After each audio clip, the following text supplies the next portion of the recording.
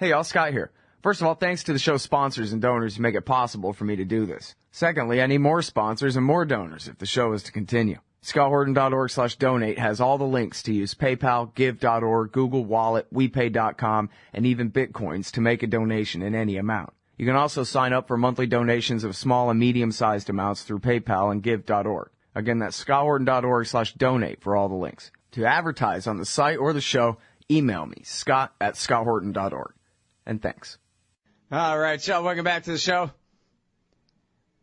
I'm Scott Horton.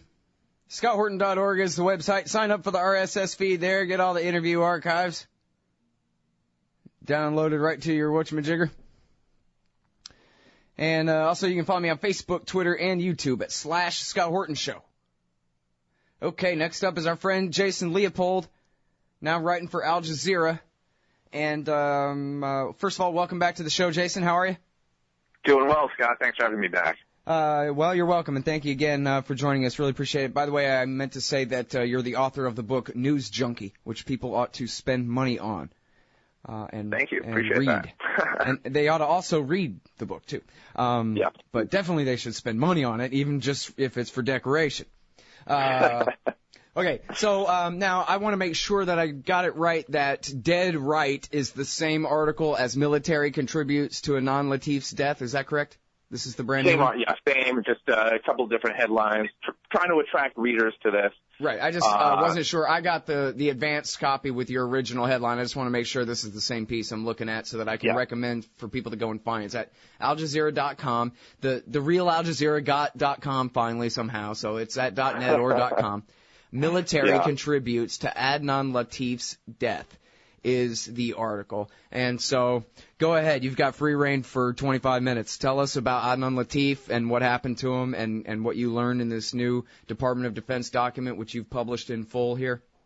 Yes. Well, this is a, just to start out on currently, this is a document that I had FOIA'd to file a Freedom of Information Act request for last September. Last September, Adnan Latif, a 36-year-old Yemeni prisoner who was one of the first prisoners brought to Guantanamo in 2002, he died. He is a prisoner who had suffered greatly. He had head injuries. He had mental health problems, and he just died. I mean, he had been cleared for release, and of course, people had suspected that the military was going to say he committed suicide. And sure enough, that's exactly what they said. They said that he had hoarded antipsychotic medication and collected enough for a lethal dose.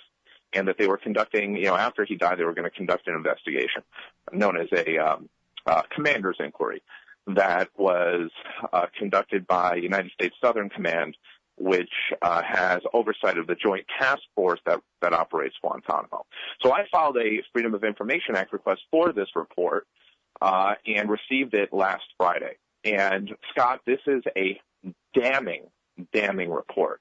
There have been a few stories that have surfaced since my report came out from other publications, which go into just a little bit of detail about what the military says in terms of what the investigation found in terms of Latif's death.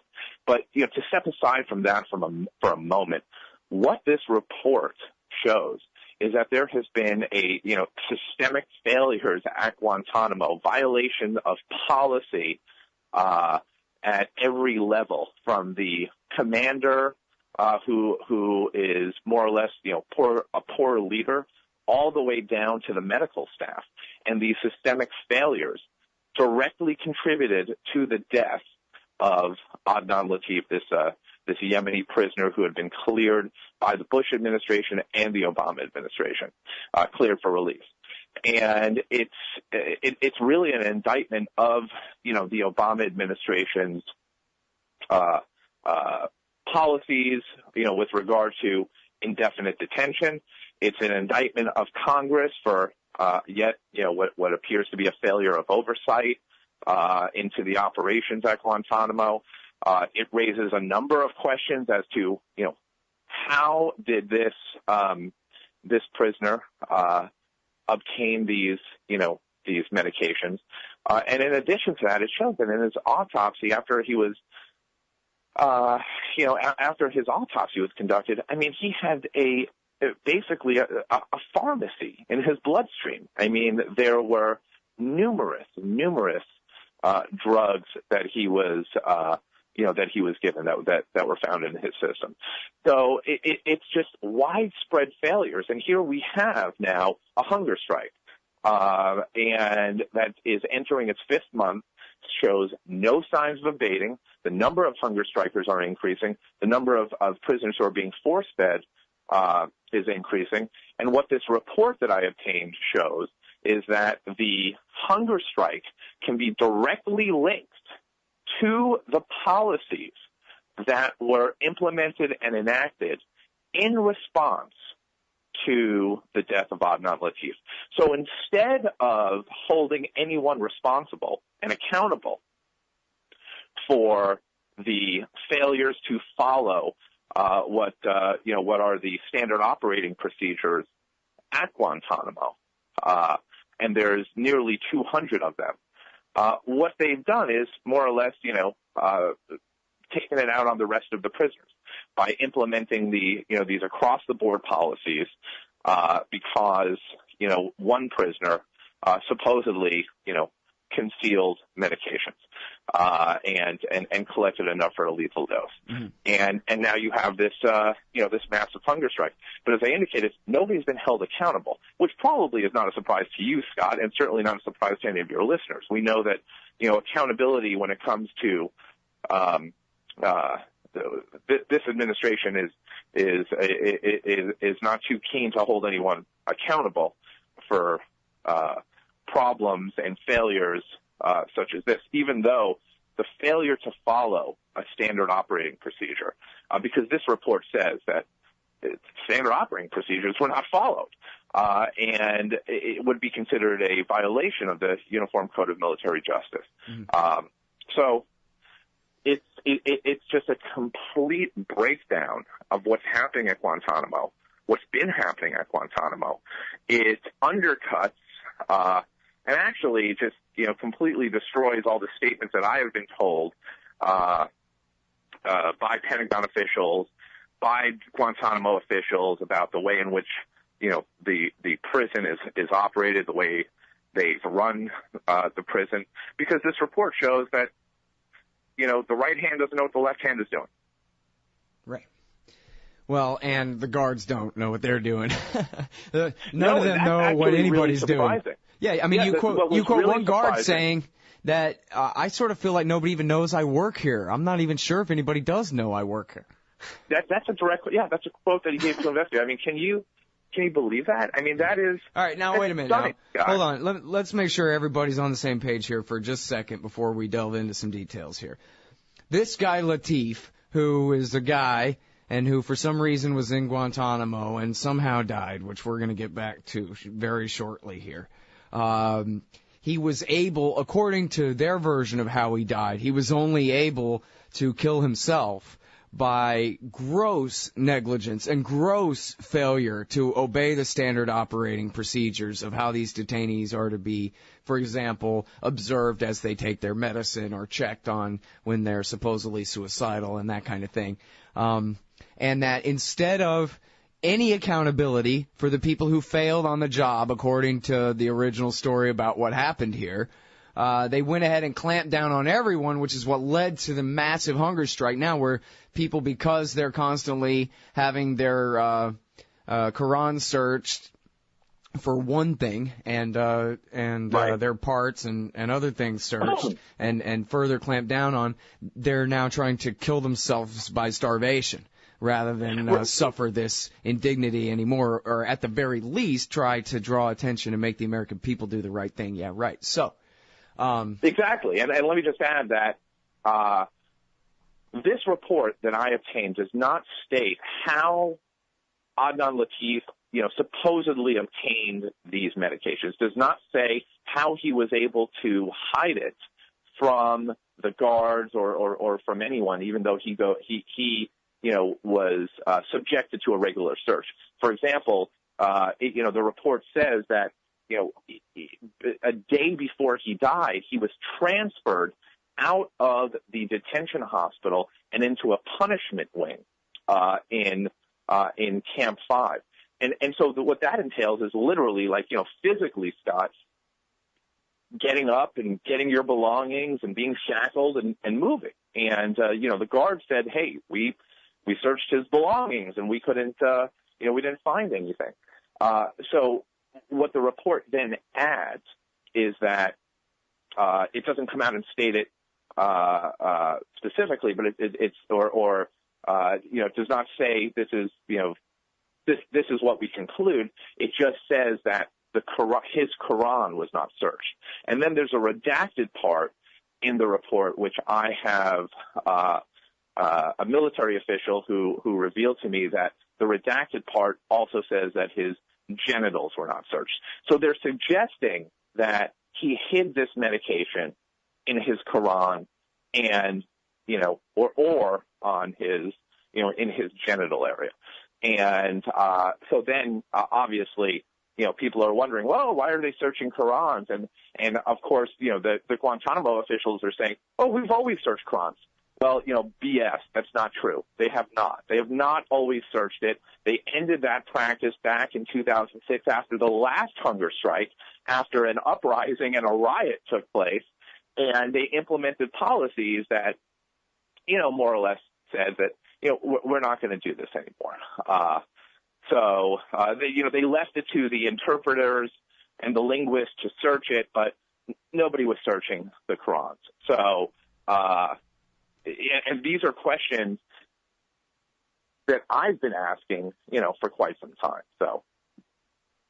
All right. And then so now let's get back to what you think, or I guess first of all, what you know, and then second of all, what you think about how he died. Because, as you say, boy, he sure was able to save up a lot of pills in his underwear without anybody knowing, if that's the story they're going with here. But then, so what's the alternative narrative to that, if you got one?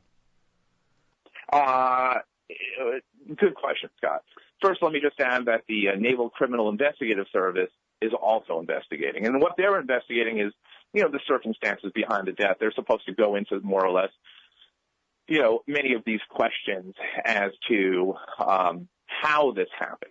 And I should have prefaced that question a little bit, too, with, as you describe in the article, he was a real pain in the ass. And there have been times over the years where he was pretty sure that they were sort of kind of trying to encourage him to go ahead and kill himself because they were so sick and tired of him all the time. And that kind of thing. That's right. So that is sort of part of the background to this.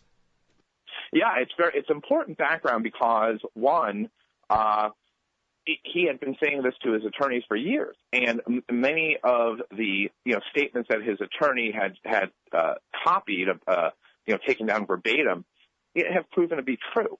He often talked about that he was drugged, that he was forcibly drugged, and those allegations were completely dismissed. What's important to note here is that you said he was a pain in the ass. He was, but he was also really disturbed. He was mentally ill. He suffered a traumatic brain injury. The report talks about... And he was just some schmuck who got kidnapped. He didn't have anything to do with anything, right? That's the point that people miss in this, too, and where we should have started this show, really, this interview, is he was in Pakistan looking for a head surgeon because he had a headache that wouldn't quit from an old car wreck, and that's it. That's it, and that really is it. And if there's any one person who really sort of you can hold up as sort of the injustice of Guantanamo and indefinite detention, and how certain prisoners just don't belong there, and it's Adnan Latif. This was just a person who was absolutely in the wrong place at the wrong time, and the report even says he was almost completely blind in one eye. He was a wreck. He was a physical wreck. He was a mental wreck. That he was cleared for release. They kept him there. Why? That's actually a question that remains unanswered. I'm hoping to obtain some information as to why they tortured him to death. because that's ultimately what happened if you think about it. Well, it's for Democratic Party politics. That's what it was for. They were afraid to death that if they sent a single more Yemeni home, that one of them would turn up somewhere and the Republicans would use it as a talking point. Right. Yeah. And they're still afraid of that. But, to get back to your question about, how this could have happened, it's important to note that, as I indicated in the report, the specific drug that they claim that he collected, that he hoarded, is a drug that was used to treat schizophrenia. And he had only been prescribed this medication about 3 weeks before he died. So he was taking a couple of daily doses of this medication. And the way that, the story goes is that, apparently he didn't swallow it.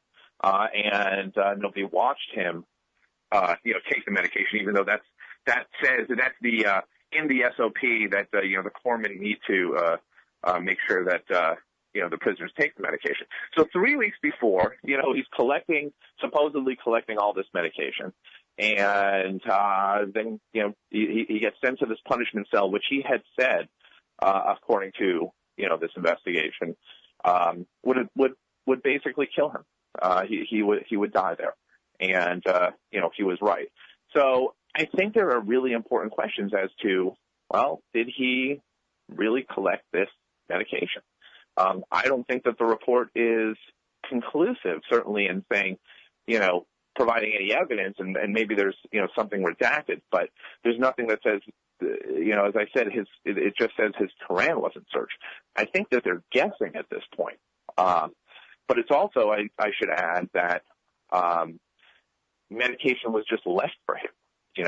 The night before he died, a corpsman, walked by his cell and, dropped medication into, his splash box. That's a box that's on the door to sort of prevent, splashing of the guards, and, simply just left the medication there and walked away. And, so who knows? Was he, did somebody sort of, place 24 pills in an area for him that he would have access to? I have no idea. But I think that there are very important unanswered questions as to how this prisoner who suffered, who had these head injuries, these debilitating head injuries, who was manic, who was bipolar, who was being treated with schizophrenic medication, was, knew that, hey, I'm going to basically, put this plan together and hide all of these pills. Because that's more or less what they're trying to say here. They're saying, we didn't have anything to do with it. It wasn't us. This was all him. So hopefully the NCIS report or investigation will, provide more details to that. But again, aside from Adnan Latif, he's the 9th prisoner to die, the report shows these systemic failures. I mean, there's even an SOP, Scott, that says you can't feed the wildlife, and the wildlife there is more or less the iguanas and the banana rats.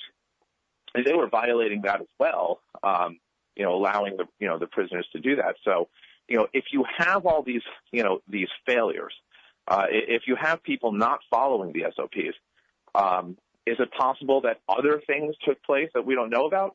Well, I would think so, because on one hand they're saying, well, they did all this, but they certainly didn't do anything, didn't abuse him, or anything, of that nature.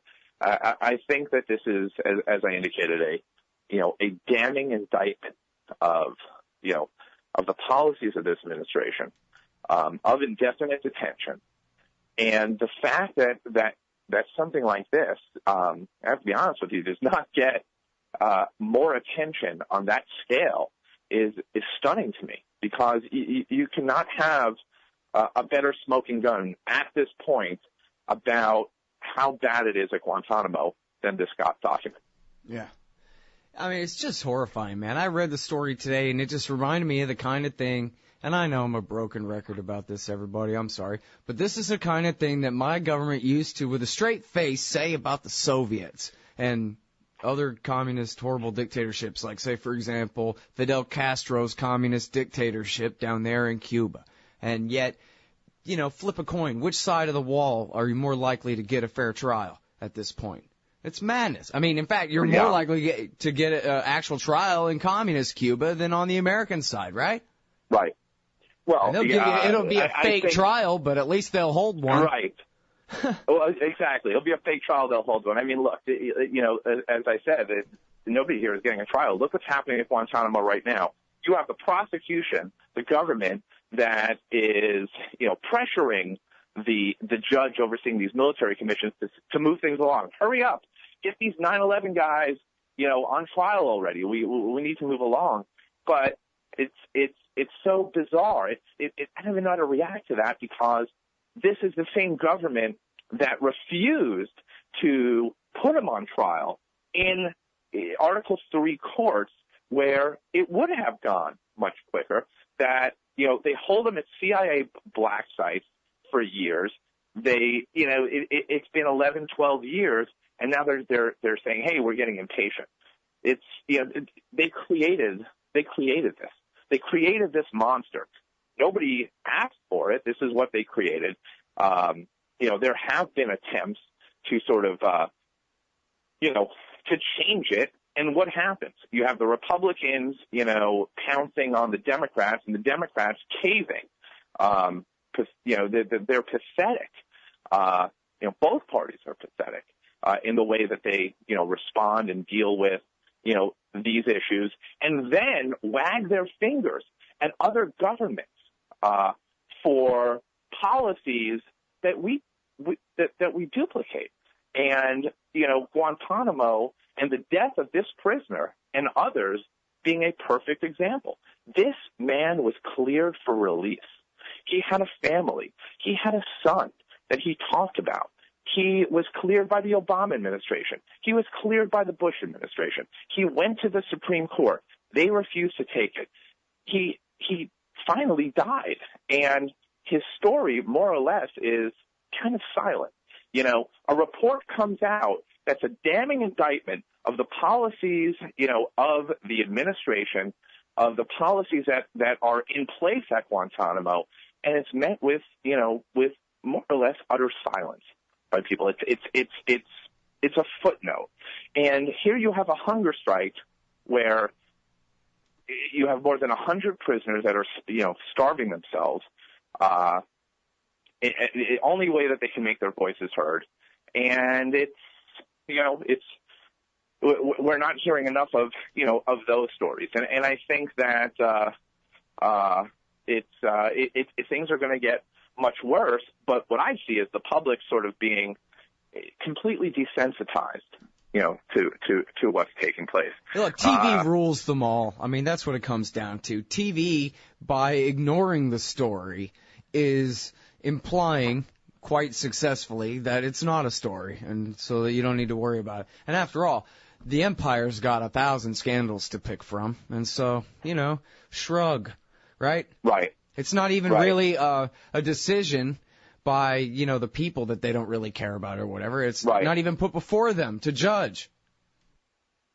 Yeah, no, you're absolutely right, and it's television certainly is not going to cover something like this in depth. I mean, look, this report that I put together here is a 4,000 word report. It takes an investment to read it. I felt that it is important to not just say, hey, there were these, failures and this prisoner died and sort of treat it as a straight news story. I felt that this was important. Let me help you sell it, too, before you say why it was so important. I'm surprised it was 4,000 words. I read it like it was 2,000 words, no problem. Real quick, and it's very well done and very readable. I do hope that you're not turning people off by saying how long it is. It's not much of an investment to read it. You'll get a lot out of it, but it doesn't cost much to sit down and read this thing at all. And I'll say the name of it again in a minute. But please, I'm sorry for interrupting. Go ahead and say again why it was so important to you.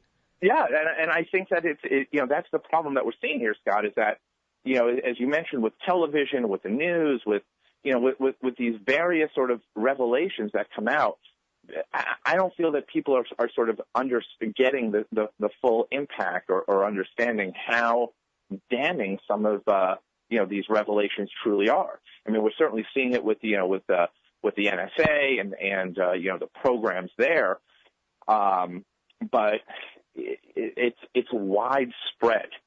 I mean, it's widespread, and just here think we are. about this without all the other things going on. Think of how huge this is, this massive hunger strike of people trying to starve themselves to death in indefinite detention down at a military base in Cuba. I mean, this is huge. This is as big as the whole world, but it's just drowned out by so much other important stuff and static too.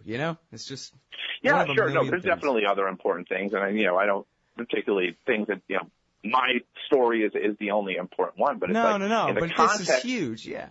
Yeah, in the context of what we're talking about, Scott, of what Obama talked about with regard to Guantanamo, what we're talking about with regard to the cost that of operating this prison, and then you see this this document where it says the leadership failures across the board, and it's like how is it that no one is held accountable for that?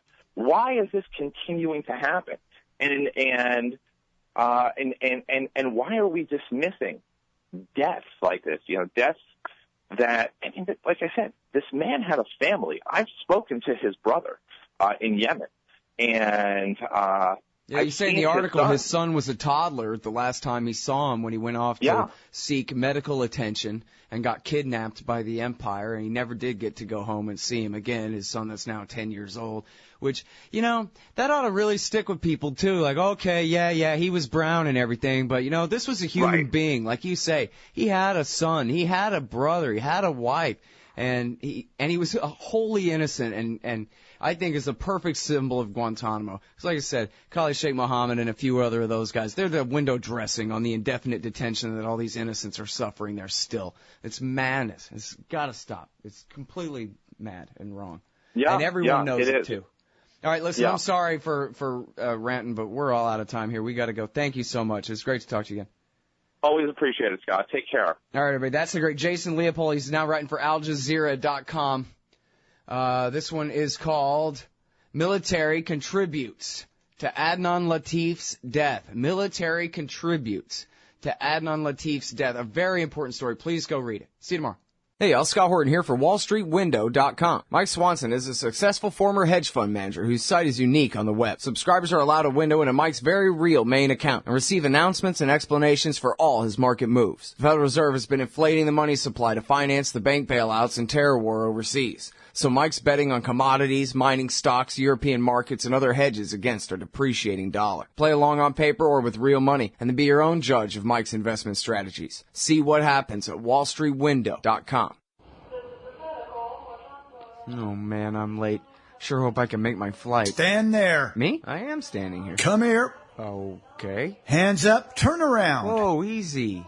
Into the scanner. Ooh, what's this in your pants? Hey, slow down. It's just my... Hold it right there. Your wallet has tripped the metal detector. What's this? The Bill of Rights? That's right. It's just a harmless stainless steel business card-sized copy of the Bill of Rights from SecurityEdition.com. There for exposing the TSA as a bunch of liberty-destroying goons who've never protected anyone from anything. Sir, now give me back my wallet and get out of my way. Got a plane to catch. Have a nice day. Play a leading role in the security theater with the Bill of Rights Security Edition from SecurityEdition.com. It's the size of a business card, so it fits right in your wallet, and it's guaranteed to trip the metal detectors wherever the police state goes. That's SecurityEdition.com. And don't forget their great Fourth Amendment socks. Hey, guys, I got his laptop. Hey, all, Scott Horton here for the Council for the National Interest at councilforthenationalinterest.org. Are you sick of the neocons and the Israel lobby pretending as though they've earned some kind of monopoly on foreign policy wisdom in Washington, D.C.? These peanut clowns who've never been right about anything? Well, the Council for the National Interest is pushing back, putting America first, and telling the lobby to go take a hike. The empire's bad enough without the neocons making it all about the interests of a foreign state. Help CNI promote peace. Visit their site at councilforthenationalinterest.org and click Donate under About Us at the top of the page. That's councilforthenationalinterest.org. Hey, Al Scott here, hawking stickers for the back of your truck. They've got some great ones at LibertyStickers.com. Get your son killed, Jeb Bush 2016, FDR, no longer the worst president in American history, the National Security Agency, blackmailing your congressman since 1952, and USA. Sometimes we back Al-Qaeda, sometimes we don't. And there's over 1,000 other great ones on the wars, police, state, elections, the Federal Reserve, and more at LibertyStickers.com. They'll take care of all your custom printing for your band or your business at thebumpersticker.com. LibertyStickers.com. Everyone else's stickers suck. Hey, Al Scott Horton here to tell you about this great new project, Listen and Think Audio at listenandthink.com. They've got 2 new audiobooks read by the deepest voice in libertarianism, the great historian Jeff Riggenbach. Our Last Hope, Rediscovering the Lost Path to Liberty by Michael Maharrey of the 10th Amendment Center is available now. And Beyond Democracy, co-authored by Frank Karsten of the Mises Institute Netherlands and journalist Carl Beckman, will be released this month. And they're only just getting started. So check out listenandthink.com. You may be able to get your first audiobook absolutely free. That's Listen and Think Audio at listenandthink.com.